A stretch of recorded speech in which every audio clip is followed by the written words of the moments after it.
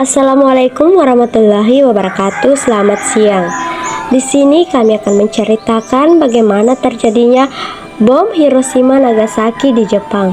Namun sebelum itu, perkenalkan nama saya Febrianti Lamapatasik, dan saya Juniati Lambang, dan saya Nur Alda. Adapun peristiwa pemboman di Hiroshima terjadi pada tanggal 6 Agustus 1945 dan Nagasaki pada tanggal 9 Agustus 1945. Perlu diketahui bahwa peristiwa besar di Jepang inilah yang melatar belakangi proklamasi kemerdekaan Indonesia pada tanggal 17 Agustus 1945. Pada hari yang sama dengan jatuhnya bom atom Nagasaki di Jepang, perwakilan Indonesia yaitu Soekarno, Hatta, dan Rajiman berangkat ke Dalat bertemu Marsekal Terauchi untuk mendapat kabar soal Jepang. Pada tanggal 12 Agustus 1945, Marsekal Terauchi mengabarkan kepada Soekarno, Hatta, dan Rajiman yang masih di Dalat, pemerintah Jepang akan memberikan kemerdekaan kepada Republik Indonesia. Soekarno, Hatta, dan Rajiman kemudian pulang ke Indonesia pada tanggal 14 Agustus 1945. Pada hari yang sama, Sultan Syahrir, Wikana, dan Darwish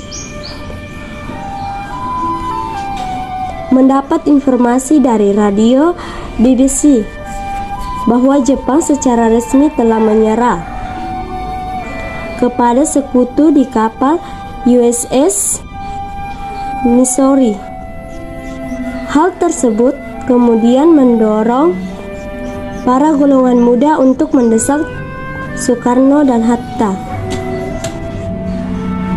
memproklamirkan kemerdekaan. Namun, golongan tua menolak dengan alasan menghindari terjadinya pertumbahan darah dalam peristiwa proklamasi. Soekarno, Hatta, dan Soebarjo selanjutnya mendatangi kantor Bukavu, kediaman Laksamana Muda Maeda di Medan Utara, namun tidak mendapatkan informasi terkait instruksi dari Jepang.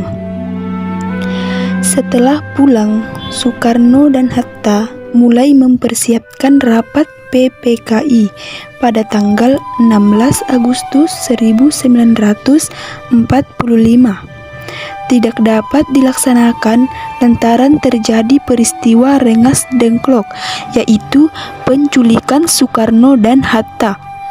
Peristiwa tersebut dilakukan oleh golongan muda untuk memaksa Soekarno dan Hatta supaya segera memproklamasikan kemerdekaan. Ahmad Subarjo dari golongan tua yang mengetahui penculikan tersebut berinisiatif untuk menemui Wikana. Mereka berdua kemudian bersepakat untuk mendeklarasikan kemerdekaan di Jakarta. Ahmad Subarjo, Sudiro, dan Yusuf Kunto selanjutnya menjemput Soekarno dan Hatta di Rengas Dengklok untuk dibawa di Jakarta.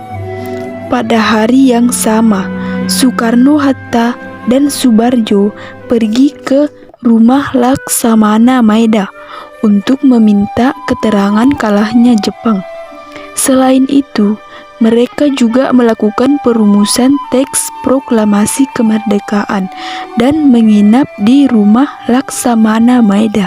pada tanggal 17 Agustus 1945 peristiwa proklamasi kemerdekaan Republik Indonesia dapat dilakukan dengan dikibarkannya bendera merah putih dan dibacakannya proklamasi kemerdekaan oleh Soekarno ditemani Hatta. Oke, demikian video ini. Terima kasih. Assalamualaikum warahmatullahi wabarakatuh.